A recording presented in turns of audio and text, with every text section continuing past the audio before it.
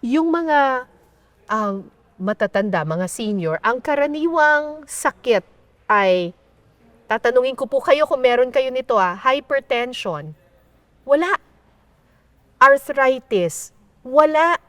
Diabetes, osteoporosis. May osteoporosis. May osteoporosis ka? Mild lang. Mild osteoporosis. Tsaka cardiovascular diseases, sakit sa puso. Wala akong maintenance. No kidding. Oo.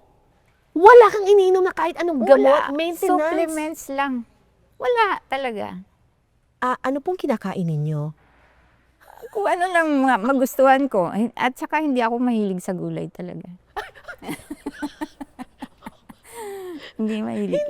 Hindi lang yung gulay na kinakain ko, hindi lahat. Pero hindi Yung mga naman, taba. oo, Ay.